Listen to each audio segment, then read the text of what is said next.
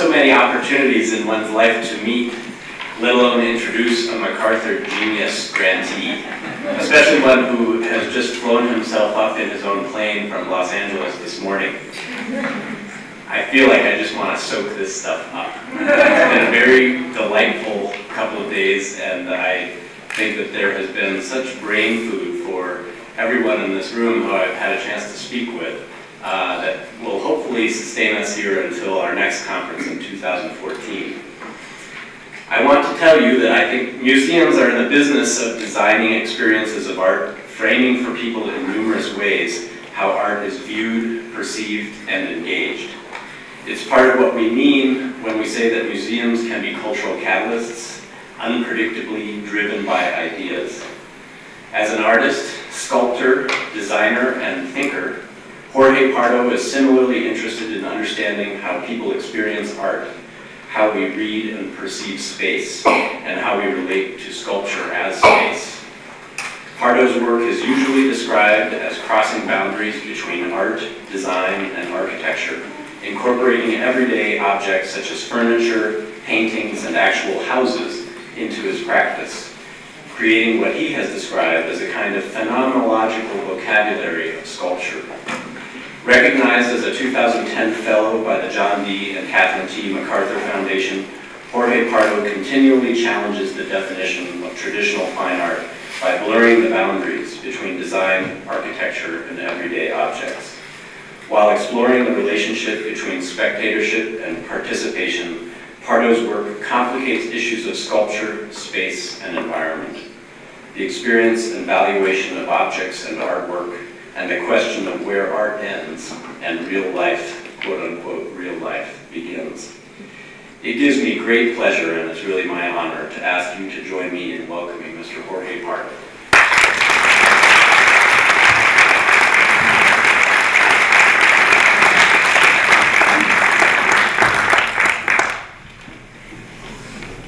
Thank you for that very nice introduction. Anyway, I'm just going to show you some projects, and I'm going to speak about them very formally. And if anybody has a question while I'm speaking, just raise your hand. I'm more than happy to stop and answer them. I mumble sometimes, so I'm not so clear. So if I do that, just tell me. So anyway, I'm actually, let's see. I came to the States in 1969. I'm Cuban. I'm American, and I was 6, and I've been here ever since. I grew up in Chicago.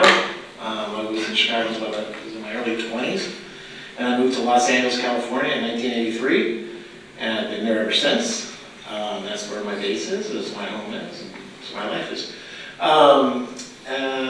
Let's see, I like the West Coast, and I don't miss Chicago. But anyway, so I'll just, where's the little thing here? I'll just start. Some of the things that I'm going to show you, I'm going to speak more in depth about. Some of the things I'm just going to flash. Let's see. Let's just start.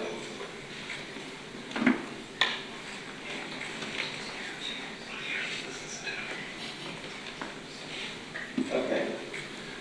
This is a kind of an odd work because it's sort of a little bit out of sequence, but I didn't sort of chronologically do it. Well, it's a little bit chronological. This is a work it's called Clock, Clock, Clock. You have to say it really fast, or say it fast, because it's like clock, clock, clock, clock, clock. But anyway, it's a clock that I made for a bank in Stuttgart, and it was kind of an interesting commission because one of the reasons they wanted an artwork there that would sort of stop people from jumping on.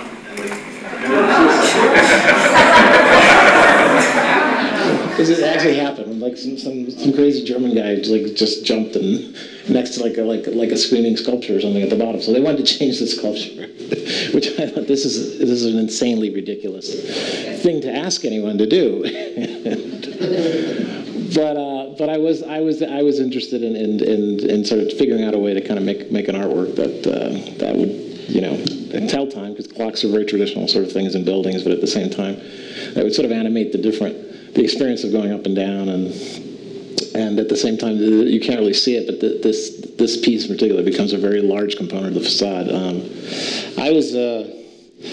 When I was in school, I trained as a painter mostly. And it wasn't until like the last year or so that I kind of was fed up with it. And one of the reasons I was fed up with it is because everything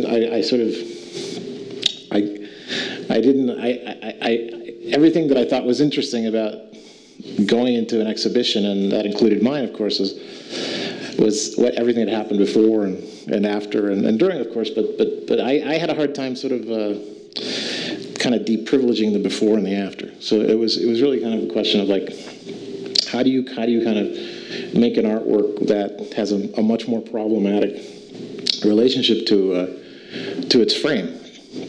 And for me, obviously, sculpture is something that lent itself to that much more, particularly given the history of the last 60 years, or 40 years of sculpture, and from the 60s on. And because in a sense, I was interested in that work because it seemed frameless, or maybe not frameless, but at least it required different types of strategies to frame them, and they were all sort of ad hoc. In other words, like a piece in the desert, like a Michael Heiser, it was really interesting to me because you had this problem of like, who has it, who owns it, where is it, how do you get to it, how do you maintain it? It's like, and all the things that traditionally, the traditional kind of, encyclopedic institutions would have to kind of reinvent themselves to really deal with if they wanted to maintain that history with that gesture. And it was another thing. It's really more of a gesture and less of an object. And but I was also beginning to be very interested in just like motions as works and spaces and places and ideas and conversations and things like that. So I was trying to sort of make things, or try to come up with things that were much more discursive than necessarily like objects. But I am very interested in things, because there is a part of me that I still believe that, like, a sculptor makes something, and you sort of like, you need something. It's not just a tradition of concepts. It's actually like, I've always made things since I was a kid, and that's always been one of the few things that have sort of given me any kind of enduring sense of pleasure. And but it's and I also think that sculpture in particular is it's such an open-ended sort of cultural proposition that you set up with your viewer that the only thing you really have you're responsible for is to show something to somebody. And that to me seemed really, really generative, because it's so ridiculously open. But anyway, just a little kind of background on how I'm thinking about things. This is a work I did in Münster, Germany in '97, and it's a pier, and it's part of the Skulptur Münster show in '97. And it's kind of an interesting show. They basically just kind of invite you. You get to the city. You get on a bicycle and you drive around your bicycle, and then you meet with somebody and they say, go out and find a place and come up with a sculpture, and we'll see if we can get it done. And there's a very nice little lake in the center of the town, and I think it's called the Asi. And I thought, well, it'd be nice to kind of go into the lake. Maybe I'll design a pier. And particularly because when you were in the lake, like the whole axis of the city became available to you. So in other words, like that from this area, the cathedral sort of ran right through it. And I thought it's kind of interesting. It sort of connects these two different things and blah, blah, blah. And I became interested in this idea of perching out, or going into a place to see something, which is a very kind of like, it's what piers do to some degree. They take you out into the ocean, you look back, blah, blah, blah, but in this case it's the lake. But what I wanted to do is I wanted to kind of complicate what an experience would be like there to some degree, and in a couple different ways. One of them being, I wanted to set it up so that when you went out to the end of the pier, before you could sort of orient yourself in relationship to where the city was and where the lake is and where you are or were, you had to kind of go out, but then you couldn't. There were these kind of I don't know if this thing works. These things are like the walls that hold up the ceiling, and they're calibrated so that the most sort of spectacular views are behind them. So you kind of have to go around, and there's a very particular way that you circulate through this thing in order to kind of demonstrate to yourself or perform a really simple aspiration when you're out there, which is like, you get out there, you want to see something, and you want to sort of like, there's obviously like a couple things you like. Oh, there's the top of the church, and there's the and as I hear myself speak, these are all kind of really simple things. They're not like they're not spectacular in any way. But I thought, if you're gonna sort of build something like a frame for looking and giving somebody the sort of like the sense that they're in a different part of the city for this moment, at least sort of complicated a little bit to some degree. And then there was another thing that I did, which I put a cigarette machine inside the pier, so you could buy cigarettes. And the reason I did that is very simple. I was interested in sort of, like, again, complicating some sort of bucolic tradition. And it's also very, I smoke, so I like cigarettes, but if I forgot mine, I could always get them there. But anyway, and there's something beautiful about, like, smoke and like being out at the end of this pier and the water and the green. It just seemed like a ridiculous combination of components that would constitute what this sculpture was, and one that also was very physical. Not just the smoking, but the actuality of, like, you have to walk out there and blah, blah, blah. And it's like, it's also new because it wasn't there and now it is, and it was part of the exhibition. So anyway, so this is the Münster Pier. This is what it's like when you're in it, or almost in it. This is a funny piece that I did in Cologne. It's a guardhouse for a sculpture garden. So it's like some poor guy lives in there all day. And the weird thing is he used to like to shut the door. I didn't quite understand. He would beat. He was very grumpy, and but I just wanted to sort of make this thing that would sort of just say I'm here to some degree. That was a little bit different than, let's say, a more traditional kind of a structure that would occupy some sort of an administrative task in the garden. And I had a lot of conversations with this guy. I tried to make the place comfortable inside for him and stuff, but he had magazines and stuff that he wanted to. But this piece is called Tomato Soup. And it's sort of like, it's one of many sculptures that are in this park in Cologne, Germany. So this is what it's like inside. And I was going to make it rectangular so you could nap, but they wouldn't let me do that because they didn't want him to take a nap. So it was kind of, but I think he did anyway. But. And okay, so this is a work that is in Dusseldorf, Germany. I do a lot of work in Germany for some reason, and it's basically it's a restaurant that I made. And the restaurant, what's interesting about the restaurant is that it's actually in the museum's collection, like everything else that they have. So, in theory, I don't know if it holds or not, but you can't really ever get rid of this thing. And, which is kind of strange when you think about restaurants, because 80% of them fail. So, like in the first 6 months, and so these are the kinds of problems I'm very, very interested in. It's like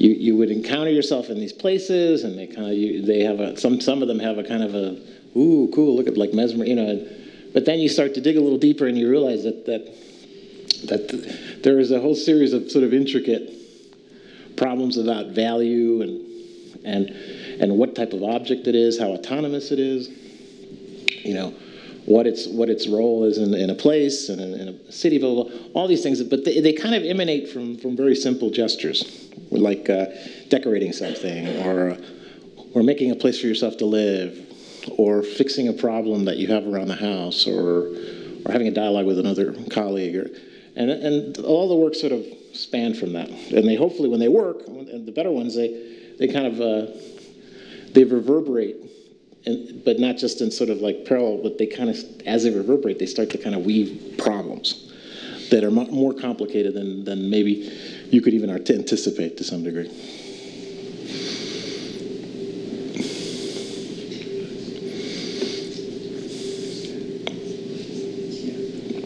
This is a bar I own in Los Angeles. It's called The Mountain, and it's a bar. It used to be my studio.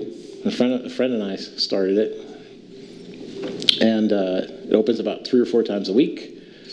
And there's a thing called the Mountain School of Arts, which is run by a couple of artists, and it's kind of cool.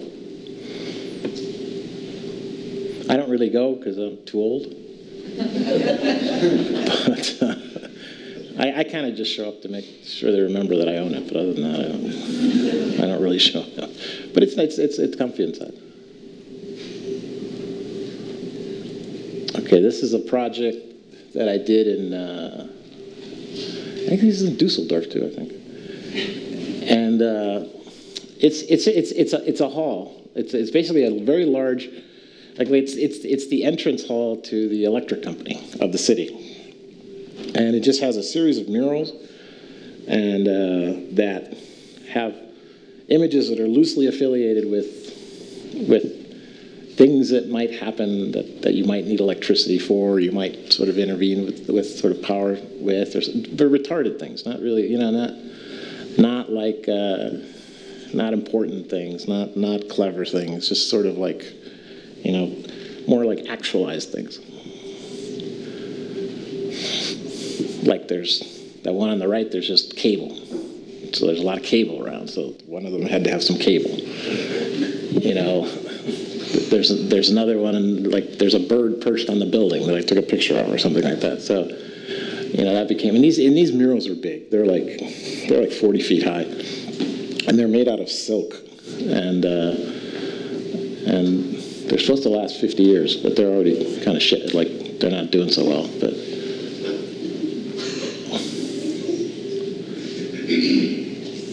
There's like a little helicopter, because there's a helicopter pad in the building.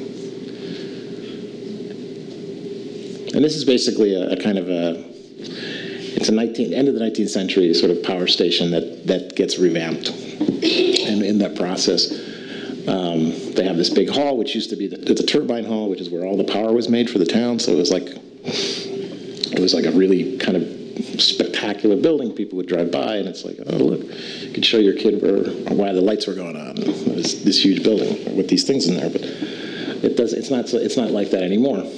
But they wanted to sort of keep it as a symbol of it. So there's a computer. Okay, but go back to that. There's also there's it has an interesting floor. It's got a very large Penrose pattern on it.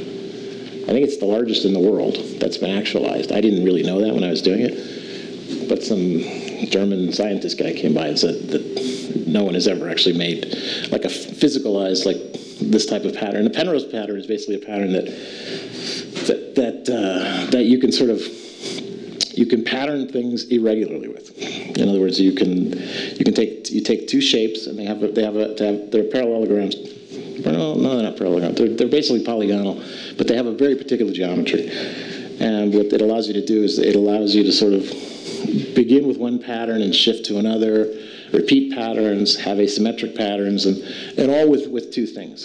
So it's this sort of really beautiful math problem that somebody figured out in the 50s that allowed you to sort of, you know, paint these different images while you were actually providing some flooring for things.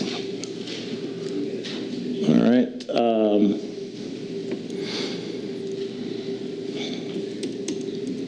Oh, wait a minute, I'm going the wrong way. Okay, so this is a project I started about 10 years ago or so.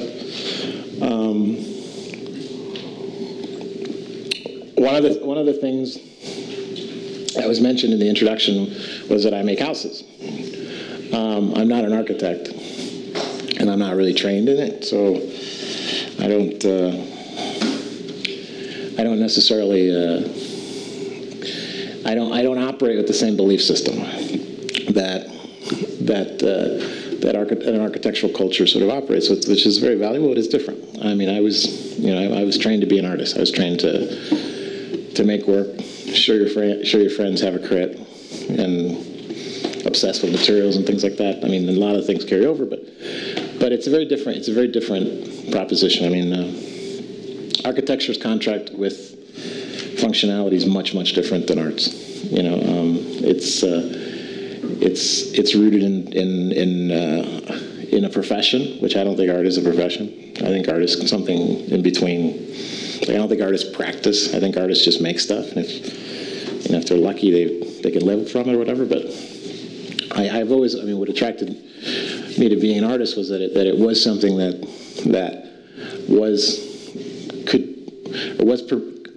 had been perpetually sort of marginalized to some degree, and as a result of that, maybe you could say things in different ways, you could say different things, you could actually kind of have access to looking at the world in a slightly different way. This was 30 years ago. Things have changed a lot. But there's a part of me that still believes that quite a bit. And that I think, if you think about how a lot of architectural departments end up filling themselves up, a lot of kids in architecture programs want to be artists, but their parents don't really let them do it. So they end up in the architecture program at universities. Which is it's ridiculous, but there's probably a little bit of truth to that, and maybe even more than a little bit of truth to it. So I really see them as different things, and I don't necessarily see them one is better or worse. They're just very different things. They're very different ways of looking at the world. Very different way that you set up a kind of a machine for criticizing it, for evaluating, for setting up expectations, and they're different objects. They're different cultural objects. This is a project I did with these collectors from Puerto Rico, the Reyes, and when I was doing the piece in Münster, they were interested in having somebody design a house for them, and we met, we liked each other, blah blah. They said, well, why don't you make a house for us? And I said, well, I'm sort of doing my house for myself that I'll show you in the following pictures for a museum. But I've never really made a house for anybody, and I'm not really sure that that's a good idea because, I have very particular reasons for doing what I'm doing, but I'm not really. And it's like, no. So we decided, or they decided, and they said, it's all right. We'll figure it out. But we really would like you to make a house for us, and we did. It took about 8 years to finish, and it was, and it went way over budget. But it ended up being very beautiful in the end, and it was very interesting how it all transpired. But it's a very the way I designed it. I was trying to sort of set it up so that it would function a little bit like a kaleidoscope, in the sense that if you were in the center of the house, there were these apertures that would sort of move with you and through you, and you would sort of look.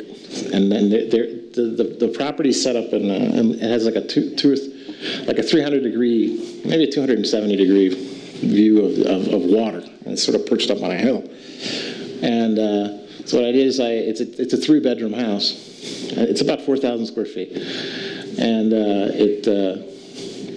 what I did is I just kind of built 3 pavilions in the landscape, and it's sort of like 1, 2, and then just kind of like made like these roofs that kind of extend out towards each other, and the spaces between the little pavilions, which were the bedrooms, became the living spaces. And I was just like, I was thinking about it in terms of like the same way that these things kind of intercept each other on this axis, that they would sort of be able to do that with the landscape. And so you're constantly going up and down a little bit, and you're sort of looking out.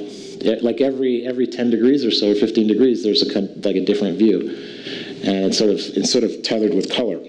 And what you see, you don't really get to see a lot of what I'm talking about here, because these photographs aren't necessarily from the center of the room. And Puerto Rico is this area where the houses is a little nasty, so everybody has these kind of like these like safety railing things, whatever. So, but we sort of designed some prettier ones for them. But it was interesting. I mean, it was because it was, you know, the process took so long. It was constantly oscillate between like the collector's kind of insecurity about where this thing stops being an artwork, and like I would sort of lose interest and gain interest and blah blah blah. And it was like managing like some mongrel of a project that didn't really understand how to kind of authenticate itself with a proper author to some degree. You know? But what was amazing about the collectors is that they kind of understood, and or they were comfortable. They realized that, or they kind of they valued what that process, which was a very strange process, because it's not really I don't really work when I make houses. I don't really work from a position of authority. You know, I'm sort of like in an architectural community, I'm like a folk artist or something like that. You know, not necessarily. I'm not licensed. You know, it's like none of that stuff. So these are interesting problems to me, and they're problems of process, which make them even more interesting. But you know, time went by, and the place kept looking better and better. So, and things kind of, you know, they worked themselves out. We're still friends.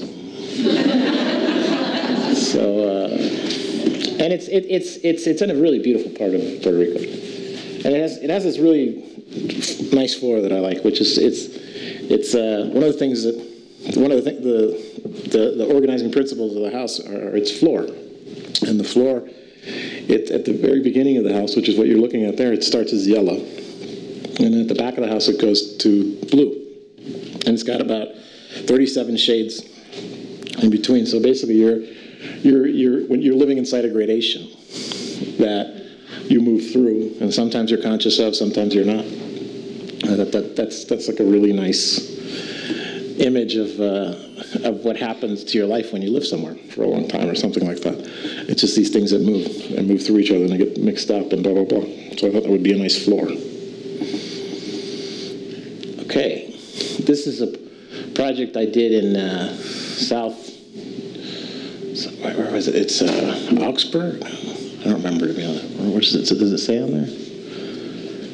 But anyway, it's a very strange project. It's a movie theater for a park that this is a temporary work for a sculpture garden. And Braunschweig, that's the city it was, which is just south of Berlin. Sort of was right on the border of what used to be the east and the west, so if you go directly south from Berlin. And this is an invitation to a very traditional sculpture exhibition, and what I wanted to do was I wanted to sort of make a work that would attempt to kind of monumentalize something that was really ephemeral, like watching a movie or watching TV or something like that, and I wanted to physicalize it to some degree so that you would have a sense of it, like in space. In other words, like what we're doing here, the activity of what we're doing here is really strange. You know, it's very new. People haven't really been in dark rooms talking about stuff for very long. You know, I mean, it's kind of a big deal.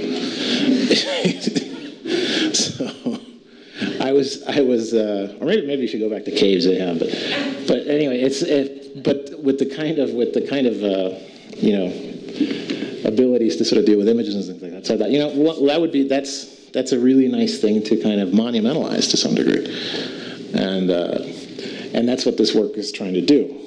And it's basically it's a movie theater, and the movie theater is made out of plexiglass, acrylic, and it's got two screens, one on one side, one on the other, and the shapes are just this polygonal structure that basically kind of mirrors itself, and you kind of play two things at the same time, and you can play anything you want.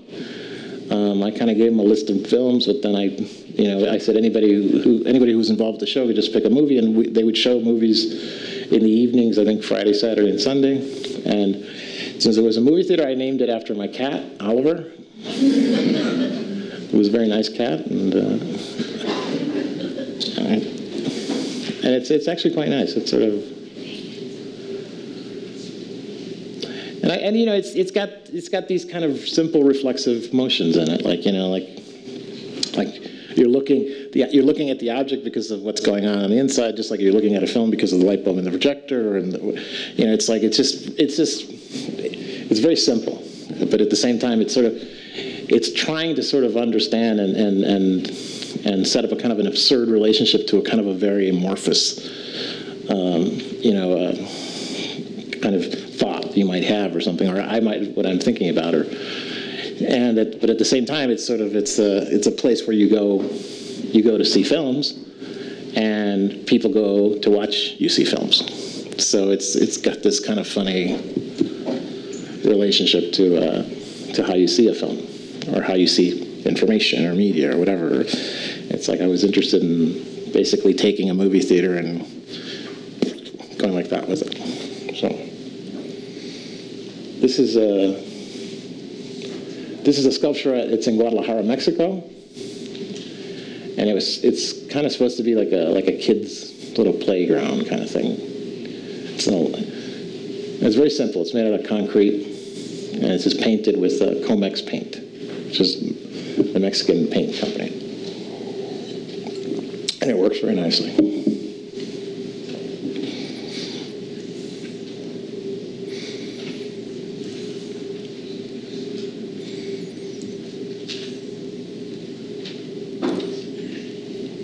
This is a project that I'm involved in now, and it's sort of, well, it's just about finishing, and it's a hacienda in the Yucatan that I've been working on for like the last 3 or 4 years.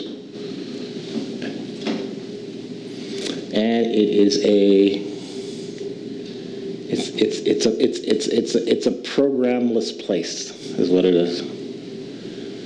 It's basically a series of follies that collect into some sort of purpose that is being defined in the next couple of years. So. Which is very strange, because generally speaking, these kinds of things don't really happen very often in the real world. You know, buildings and places and stuff get made, but they don't necessarily, very few of them get made without programs.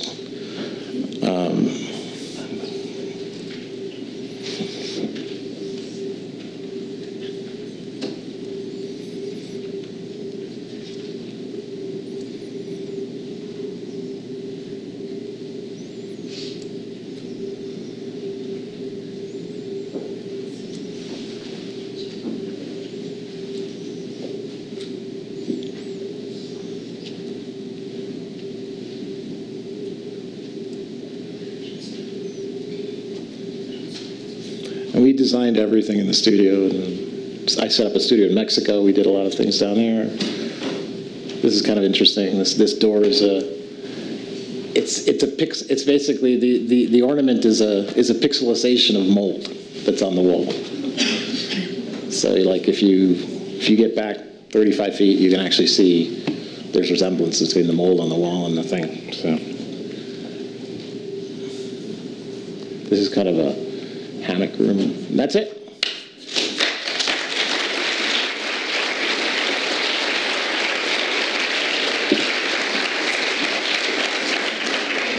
I'm more than thank you. I'm more than happy to answer any questions if there are any.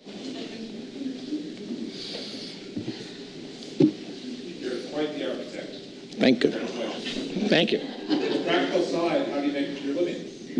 What's that? How do you make, I get paid for doing all this stuff. we all do. But I work with galleries, I work with museums, I work with commissions, I work, I sell things to people all over the world, and paintings, lamps, buildings, all kinds of good stuff. Everything's made for an exhibition. Yeah. I visited your restaurant in Dusseldorf. Mm-hmm. I took a picture. I tried to take a picture. My camera, no pictures, because it was an artwork. Ah. Is that an issue for all your projects? No, I think they have some kind of weird policy towards that.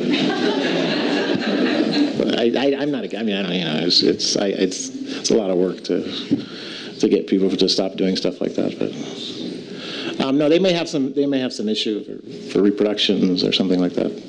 That's weird though that they didn't let you take a picture. They should have. No, I don't. I copyright everything very, very liberally. I don't. I'm not. I don't think it's a good idea to prescribe the way works should be read. I'm much more interested in how people, just kind of make mistakes with what they're looking at and not, and oscillate between what works and what doesn't. I don't.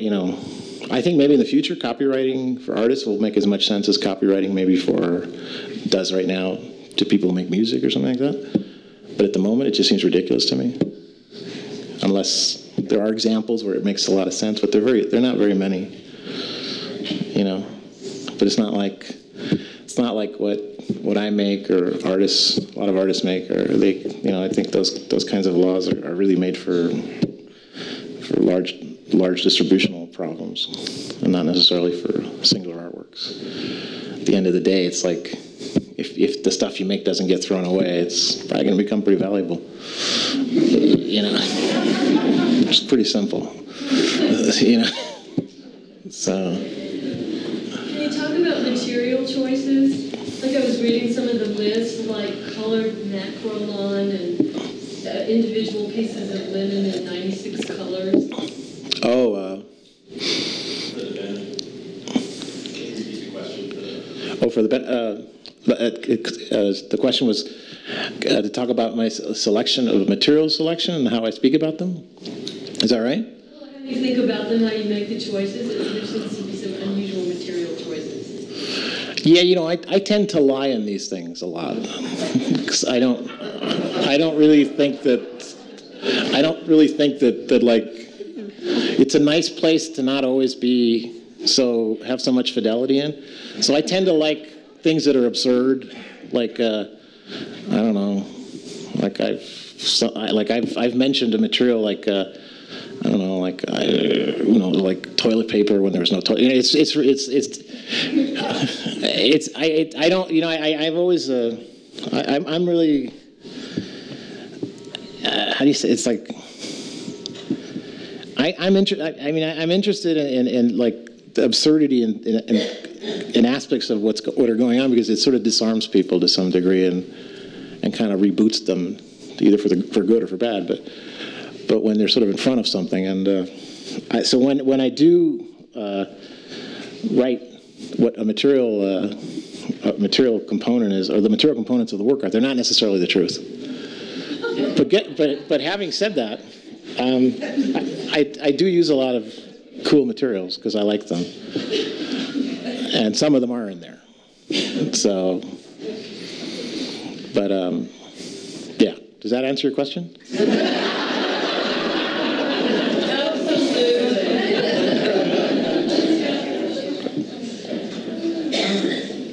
Yes, I'll start. I wonder, do you respond to sight? Can you tell us when you go to make a work, if you are looking at the environment around where it will be built or constructed, and what your relationship is to sight? It's big. It's a lot of what. Could you repeat that question too? Yes, the question was asked, what is my relationship to site? Is it important? How important it is in relationship to how I work in places. Site is huge. Site is huge. I mean, it's not, when you're in the business of making sculpture, the site is as significant as the sitter for a portrait, let's say. So it's a very important index for how you actually kind of conceive things, how you understand them, how you structure what's significant, what isn't, about the motions that are made, but always in relationship to site, always in relationship to place, always in relationship to the history, and always in relationship to like where you are in your life too. So, yes.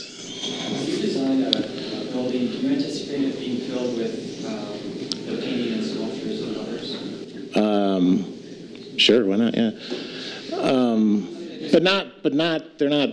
I think people who make museums do that, but I don't really think that. For instance, I think if I'm understanding the thread of your question, I don't think there's any impurity in somebody putting sculptures or pictures inside what I consider to be sculptures or pictures.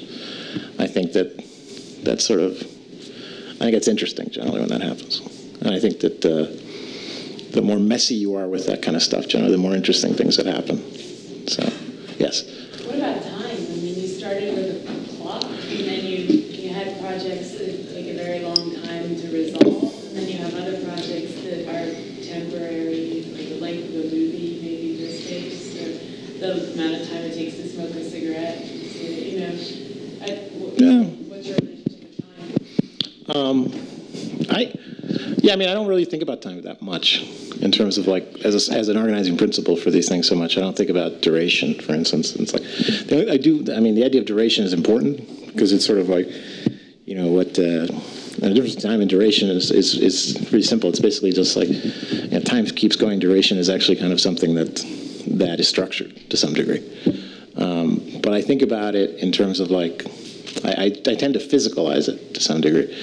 Like I think like when we were talking about the pier, for instance, like I was very interested in what would happen or how to program a kind of a traffic or kind of a circuit of how you might use that space, based on what I did or what I was thinking or something like that, and that circuit has a kind of a time implication or duration, but I don't necessarily think that. I was much more interested, for instance, in how to slow down a viewer to what might be their most obvious sort of yearning in a work like that than necessarily working with time or something like that. Does that make sense? So. Can you tell us about your relationship with Los Angeles and how that's gone and how you treat the city and the city treats you? For the benefit of those upstairs, the question was about Jorge Pardo's relationship to Los Angeles. I love Los Angeles. It's a great city. It's an interesting city. It's getting more and more interesting. It's got a lot of problems. I've always lived in cities. It's a weird city. I come and go a lot. I think that might be why I like it so much. But it's a really interesting city. I mean, it's like when I got out of school, I mean, it was interesting because it's kind of like I'm sort of the second, third generation, or maybe even before, like that actually stayed. Most people that before me who went to school in LA would usually go to New York or something like that. There's a lot of people working in LA. The museums are not great, but the galleries aren't so great. But the art making is really super interesting there, and there's a lot of it. So, yeah. Yes. You work in model form, and how much time are you on the site making these things? A lot of physical with your hands making these places? I work on the computer strictly. About 10 or 15 years ago, I learned AutoCAD, or what was AutoCAD at the time, and I love it. I gave up drawing. It's not necessary. I don't make models unless I'm trying to understand light. It's kind of the only thing the models are useful to me for. I mean, they're good promo things. If you want to sell something, you make a nice model. But if you want to understand something, you kind of have to make a big model, just just kind of something else. But I like the way they look, and I love architecture shows with a lot of models in them and stuff like that. And but yeah, I don't. For instance, the last project, that was a really kind of a special project because we got to do things a lot 2 and 3 times, and because of the economies of being in Mexico, for instance, like, oh, this wall doesn't work. Well, let's move it 2 feet. It costs like $400 or something. It's just not going to break the bank. And that was taken into account when the project was sort of begun and sort of theorized and things like that. So, yeah, I worked with my hands for many, many years. I actually am really good at making things. As a carpenter, I was a framer. I'm very happy to be done with that. So, yeah. You spent your first 6 years in Cuba. Yes. Do you think that beginning informed your vision of the way you see the world around you? I hope so. I wouldn't know how. I think it does. I mean, all this. My therapist says it does, but I mean, but it's like, but it's not like It's you gotta when you have a 9-year-old daughter. It's like at 6, the brain barely turns on. You remember things like, oh, I had an ice cream cone here or something, and maybe you remember a color or something like that. I mean, unless you were beaten profusely or something, whatever. It's like, then it's a whole other thing. But the point is, I mean, I'm very Cuban. I grew up speaking Spanish. I'm fluent, and I grew up in a Cuban enclave in Chicago with like 5 or 10 crazy Cuban families, and I didn't really, hang out with like proper white people until I was in my 20s. Like when I was in college. So it was like, it was interesting. It was a whole new world. It's like, oh, people go to college to become artists. Oh, they do this. They do. It's like, wow, this is crazy. Yeah, I mean, it is very formative, I think. But it's really hard to talk about how, and I've always, when people try to talk about it, they always seem to come across as presumptuous to some degree, because I think it's so formless to some. I mean, I think there's this thing that happens when I go to Miami, and I feel like the heat rush in from the airport, and I think I'm home. And everybody hates it. I love humidity. I mean, those are the kind of things that I think are real. Like, there's certain physical things that get inscribed into your body and very early on. But I've never really tried to narrativize those things. A lot of people think because I use bright colors, I thought that there's a kind of a natural relationship to the tropics or something like that. But I'm not sure I believe that. So I think we have time for one more question. I'm not sure if I'm asking you to talk about something. There you go. Hi. I'm not sure if I'm asking you to talk about something that you maybe didn't, because it wasn't shown, but I think you said that you made your own house, or maybe I knew that from somewhere else. Yeah. And I wonder if that process was different for you to build your own place to live versus any of the other places? It was very different because of what you're saying. It was my place, but at the same time, it was an exhibition for the museum.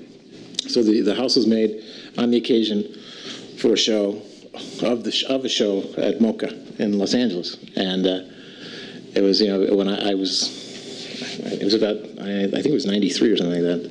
The museum asked me to do an exhibition in a particular gallery in the museum. I said, well, I don't really want to do anything there, but I am interested in making a house. If you guys, and they said, well, let's see how we can make that work. And then it took about 5 years, and then it was, my favorite part of it, along the lines of what you're asking, it was sort of like, I remember when the show was up, because it was the house. Well,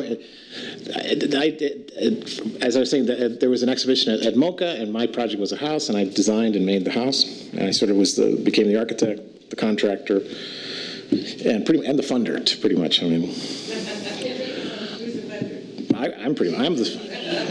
they gave me like $30,000. I spent like $350, which is like, but it was my house anyway. And it was kind of interesting because it's sort of like all this hearsay about, well, you got a free house and blah, blah, blah. That's good. We should just keep that going. Because I mean, you know, but actually, I never. What was interesting about what you're asking is that I was never able to have that kind of a streamlined relationship to like the idea of me as a personal, like the personal being involved in the house, because it was always going to be on exhibition. It was on exhibition for 8 weeks. Like for instance, and I wasn't living in it. I planned it that way.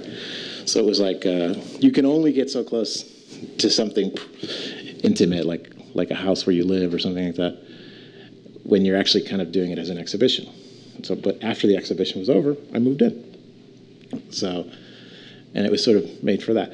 And so, and a lot of the things that I designed for it, I would change today.